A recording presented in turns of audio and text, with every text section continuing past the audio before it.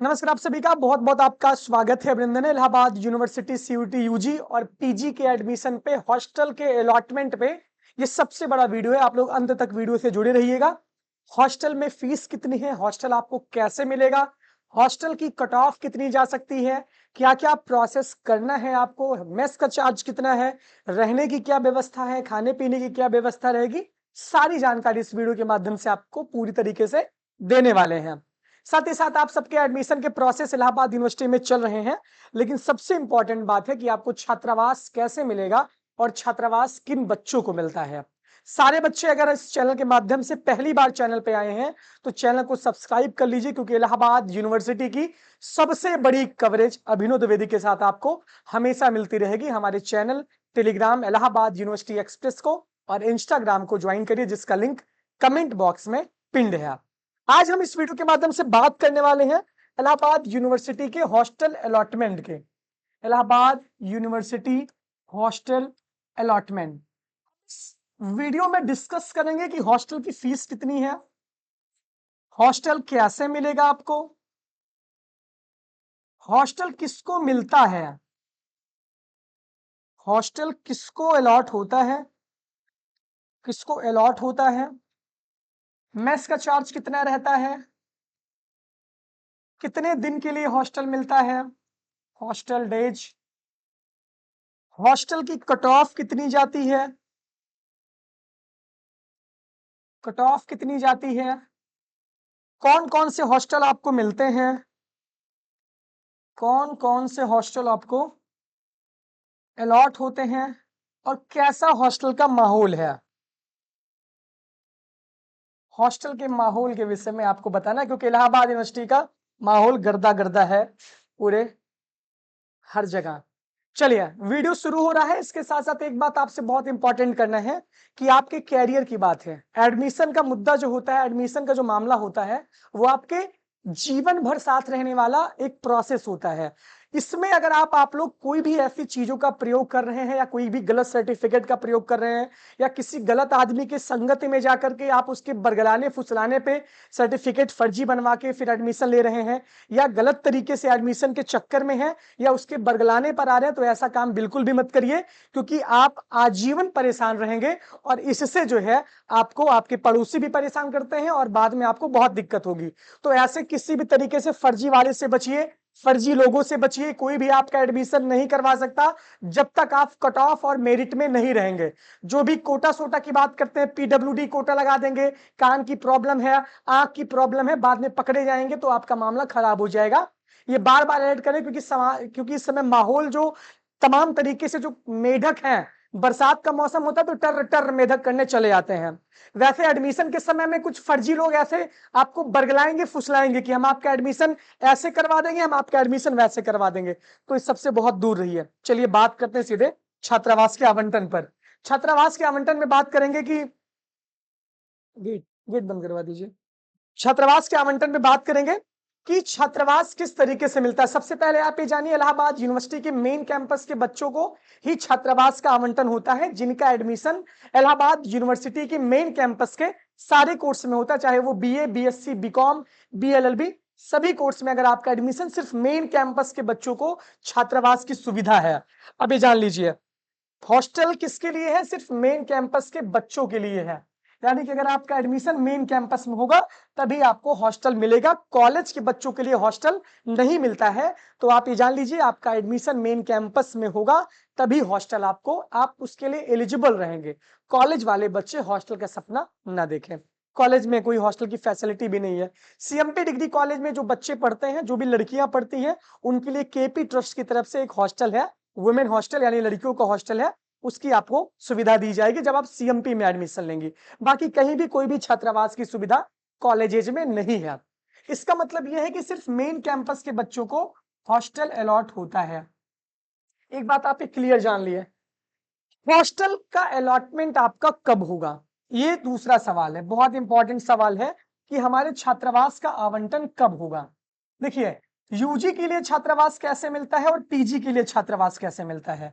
UG का admission CUT UG के माध्यम से होता है, पीजी का एडमिशन इलाहाबाद यूनिवर्सिटी खुद लेती है। यूजी में जो भी कोर्सेज है आपको पता होगा, बीए, बीएससी, बीकॉम, बीएलएलबी, ये सारी चीजें हैं। कुछ कुछ इलाहाबाद यूनिवर्सिटी के जो हॉस्टल्स हैं उसमें डिवाइड, मतलब ये हॉस्टल बीए वालों को दिया जाएगा, ये हॉस्टल यूजी वालों को, ये हॉस्टल पीजी वालों को। लड़कियों के लिए अलग हॉस्टल है, वुमेन्स हॉस्टल है, उसके अंदर 7 हॉस्टल है। लड़कों के लिए भी अलग हॉस्टल, उसके अंदर 8 से 10 हॉस्टल है।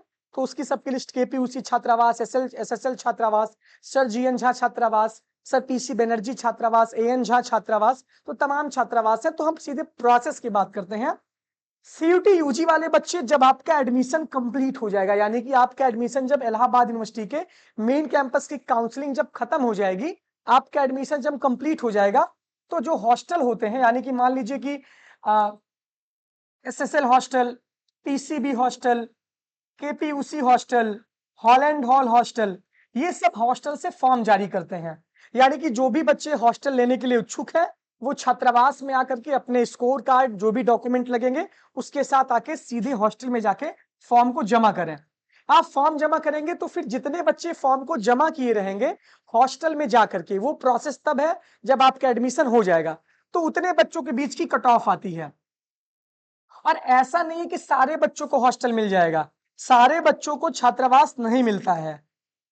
ये पहले हम बताएंगे कट ऑफ कैसे बनती है। जिनका नंबर ज्यादा रहेगा मेरिट में, उनको हॉस्टल मिलेगा। अब ये निश्चित नहीं है कि कितने बच्चों को हॉस्टल दे दिया जाएगा, ये हॉस्टल में खाली सीटों पर भी डिपेंड करता है, और कितनी सीटें खाली है किस हॉस्टल में, इस पे डिपेंड करता है कि हॉस्टल की कट ऑफ क्या रहने वाली है। एसएसएल की कट ऑफ ज्यादा जा सकती है, पीसीबी की उससे कम जा सकती है, हो सकता है केपीयूसी की और कट ऑफ जा सकती है, हॉलैंड की कट ऑफ जा सकती है। तो ये इसका पूरा प्रोसेस है। ऐसे लड़कों का मामला है। लड़कियों के लिए गर्ल्स हॉस्टल में फॉर्म आता है।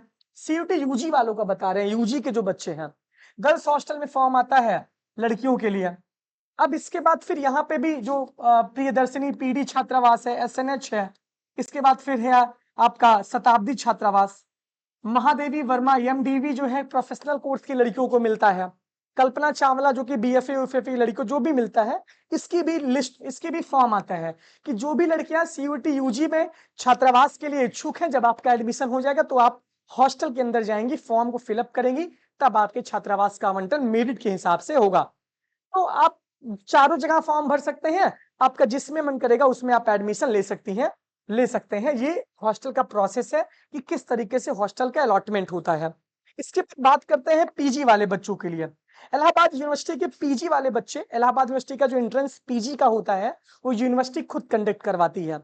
तो आपके जो फॉर्म में, आपने अगर फॉर्म में यस भरा होगा हॉस्टल के लिए, ये पहले प्रोसेस होता था। इस बार डीएसडब्ल्यू ऑफिस से कैसा प्रोसेस होगा ये मुझे बहुत ज्यादा जानकारी नहीं है, लेकिन मैं बता रहा हूं कि प्रोसेस क्या होता है। हो सकता है कि जिन बच्चों ने छात्रावास के फॉर्म में यस भरा हो, जब आपने फॉर्म को भरा होगा इलाहाबाद यूनिवर्सिटी के पीजी कोर्स की बात करें, पोस्ट ग्रेजुएशन की, हम यूजी की बात कर चुके हैं, पीजी वाले बच्चे ध्यान देंगे जिनका एडमिशन इलाहाबाद यूनिवर्सिटी की काउंसलिंग में इस समय हो रहा है। आपने फॉर्म में यस भरा होगा तो आपकी कट ऑफ लिस्ट आती है, डिपार्टमेंट वाइज कट ऑफ जारी हो जाती है। जरूरी नहीं रहता कि पीजी के कोर्स में टॉपर्स को भी हॉस्टल नहीं मिलता, आप ये जानिए 62-63 कोर्स हैं, 62 से 63 कोर्स है पीजी में। अगर एक कोर्स में 5 बच्चों को देते हो, 6 पंचे 30, 300 बच्चों को हॉस्टल ऐसे ही मिल जाएगा। तो एकदम टॉप मोस्ट मेरिट में आप रहेंगे। मान लीजिए हिंदी में ज्यादा सीट है, हिंदी में 12-15 बच्चों को अलॉटमेंट हो गया, लड़की का अलग लड़कियों का अलग। फिलोसफी में सीटें कम है, 150 सीट है, वहां पे 5 बच्चों को मिला। तो कोई निश्चित नहीं रहता कि कितने बच्चों को हॉस्टल मिल जाएगा, और आपको हॉस्टल कोई दिलवा भी नहीं सकता, सोर्स सोर्स काम नहीं करेगा। इसके चक्कर में मत आइएगा, अपनी डीडी वेडी मत फंसा दीजिएगा, वरना पैसा भी चला जाएगा और सब कुछ चला जाएगा आपका। तो कोई भी सोर्स नहीं चलता, इसके सबके भरोसे मत रहिएगा, पहली बात आप ये जान लीजिए। ये पीजी का आवंटन होता है। डीएसडब्ल्यू ऑफिस से इसकी कट ऑफ जारी होती है, डीएसडब्ल्यू ऑफिस से कट ऑफ जारी हो सकता है अगर डीएसडब्ल्यू ऑफिस से सूचना आए कि पीजी के जिन बच्चों को छात्रावास चाहिए वो आकर फॉर्म जमा करें, तो ये पूरा प्रोसेस फॉर्म जमा करने का होता है। बाकी सीधे आपके फॉर्म से ही वो अलॉटमेंट हो जाता है मेरिट वाइज, जिनका नंबर ज्यादा रहता है उनको छात्रावास मिलेगा। अब आपके सवाल ये आते हैं कि कट ऑफ में हम आ गए हैं, एडमिशन हमारा दूसरी तीसरी कट ऑफ में हो गया, आपको हॉस्टल चाहिए, तो ऐसे छात्रावास आपको नहीं मिलता है। एक बात ये जान लीजिए, छात्रावास का आवंटन आपके मेरिट के हिसाब से होगा। अगर आपका नंबर हाईएस्ट रहेगा अपने डिपार्टमेंट में, तभी आप छात्रावास लेने के एलिजिबल रहेंगे।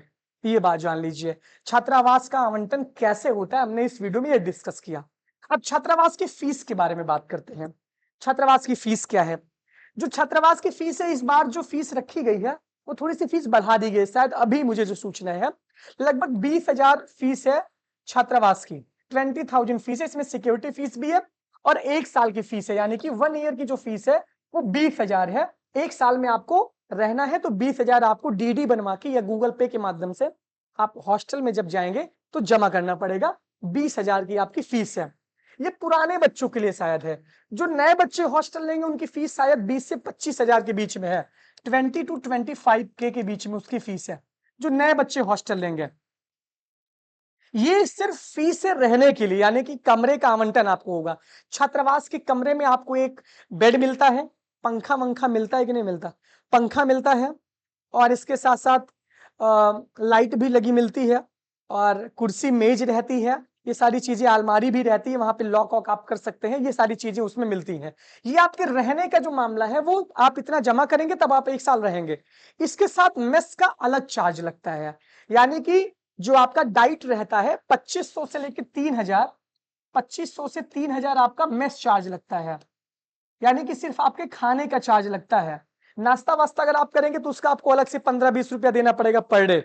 लेकिन जो मेस का चार्ज है वो छात्रावास के हिसाब से अलग अलग लगता है। 2500 से 3,000 के बीच में आपका मेस चार्ज लगता है। अब समझ लीजिए कि आपको छात्रावास अगर लेना है तो 20,000 का आपको पहले तो रहने का बजट बनाना पड़ेगा जो फीस सबमिट होती है, और पर मंथ 3,000 का खाने का खर्चा छात्रावास में जमा करना पड़ेगा। बहुत छात्रावास में जरूरी नहीं है कि आप डाइट जमा करें, बहुत जगह स्वतंत्र भी स्थिति है, बहुत जगह रिस्ट्रिक्शन भी है कि आपको जमा ही करना पड़ेगा।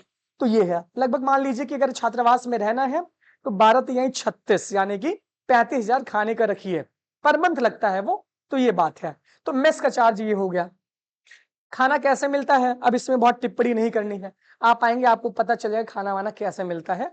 छात्रावास एक साथ 1,000 बच्चों का खाना बनता है, तो आप उसकी गुणवत्ता को भी जान सकते हैं, उसमें कोई छुपाने की बात नहीं है। बहुत लोगों का पेट भी खराब हो जाता है, तो ये सारी दिक्कत है, तो उसको सोच समझ लीजिएगा। बाकी मुद्दा हमारा वीडियो बनाने का है। ये मेस का चार्ज हो गया, और ये फीस आपकी, ये मेस का चार्ज हो गया।